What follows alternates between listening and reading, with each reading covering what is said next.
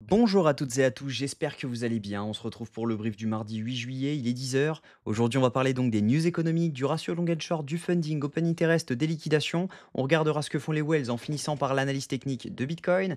Mais avant ça, voilà, je suis de retour de vacances, donc c'est pour ça qu'il n'y a pas eu de vidéo depuis une semaine. J'avais mon micro qui était bloqué dans ma valise à Zurich.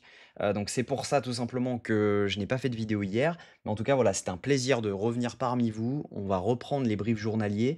Donc c'est toujours un plaisir de le faire.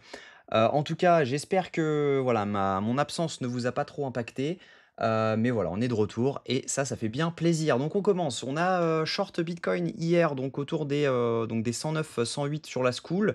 Donc le call a été fait au moment donc où j'ai pris le trade. Donc on était sur un RR2, au maximum, on était sur 1,26. Le but était de venir, TP1 donc dans cette zone-ci autour des 107-117 et un TP2 dans les 105, 0,58. Donc maintenant, on va voir si jamais on valide un setup. Et si on valide un setup, malheureusement, bah, il faudra close ce trade. Tout simplement, si jamais on valide ce setup, il faudra close le trade un peu, prématurément, on va dire.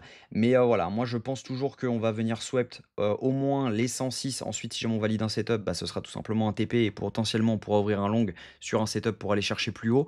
Mais en tout cas, voilà, pour l'instant, je reste sur un dump tant qu'on ne valide pas au moins un setup en H1 et par conséquent, il va falloir au moins clôturer au-dessus des 108 480 pour, que je me dise: «OK, il est temps de clôturer». Donc il faudra donc valider un setup sur le retracement, par exemple, dans le FVG, on pourra clôturer ce trade, donc ARR de 1 potentiellement. Si jamais on ne valide pas de setup, tout simplement faire simplement une mèche de liquidité et on ravale, bah voilà, on clôturera pas. Et si on a un setup ensuite sous cette zone, bah là potentiellement on clôturera. Et si jamais on n'a toujours pas de setup dans cette zone, ce sera en dessous, donc autour des 105 000 dollars. Donc pour l'instant, voilà, le trade se passe bien, mais on verra par la suite avec les datas, etc. Donc au niveau news économique, cette semaine, on n'a pas énormément de choses. On a simplement la minute de la Fed à 20 heures mercredi. Donc attendez-vous à avoir quelques petits mouvements mercredi à 20 heures. On aura jeudi les inscriptions au chômage hebdomadaire à 14h30.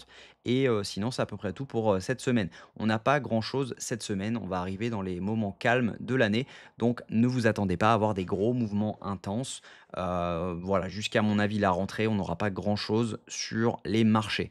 Au niveau, des micro caps, des altcoins et cetera, on est dans le rouge essentiellement et c'est normal. On a eu un dump sur Bitcoin, mais voilà, les alts réagissent plutôt mal, hein. On voit qu'il y a quand même la Bitcoin dominance qui est en train de remonter parce que clairement, voilà, les alts prennent bien plus cher que Bitcoin, donc clairement, on est là-dessus.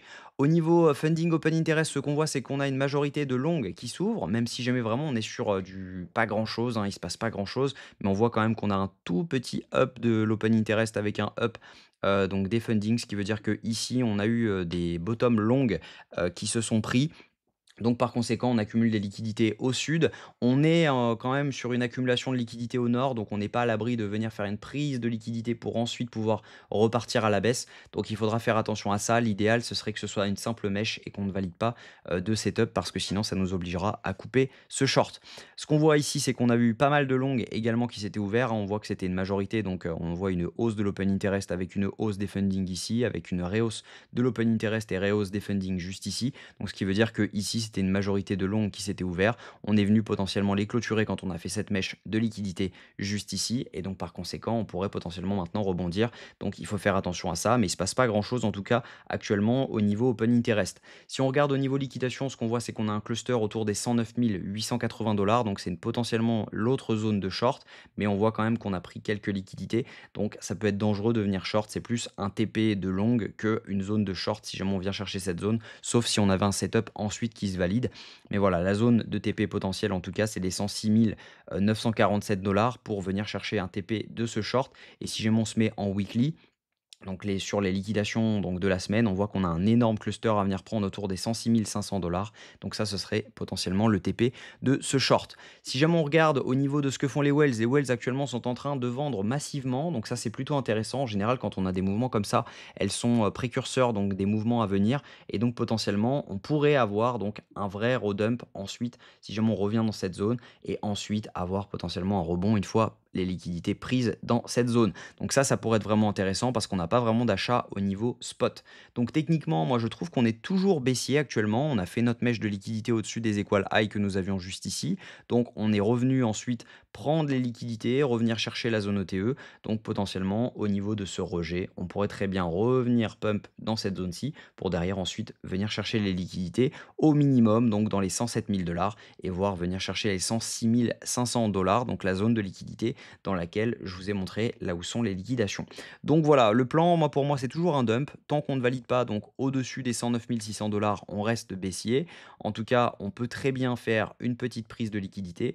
Et ce qu'il faudrait, ce serait l'idéal, c'est de ne pas valider de setup low time frame, donc ne pas clôturer au-dessus donc des 108 480 dollars. Ça n'empêche pas d'y aller. Ça veut simplement dire que la clôture doit se passer en dessous de cette zone-ci pour tout simplement faire une mèche de liquidité et ne pas venir chercher beaucoup plus haut.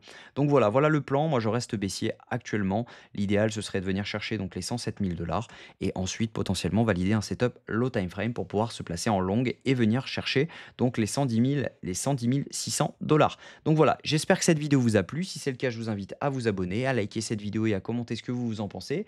N'hésitez pas également à nous rejoindre sur la School si jamais vous voulez en apprendre plus. Également, il y a une formation complètement gratuite qui se situe donc sur le groupe gratuit, donc le Discord. Vous avez simplement à cliquer sur les liens. Donc le lien se trouve juste ici. Vous avez simplement à aller dans le canal formation gratuite et vous cliquez sur obtenir l'accès à la formation. La seule chose que je demande en échange, c'est de passer par mes liens d'affiliation qui se situent juste ici.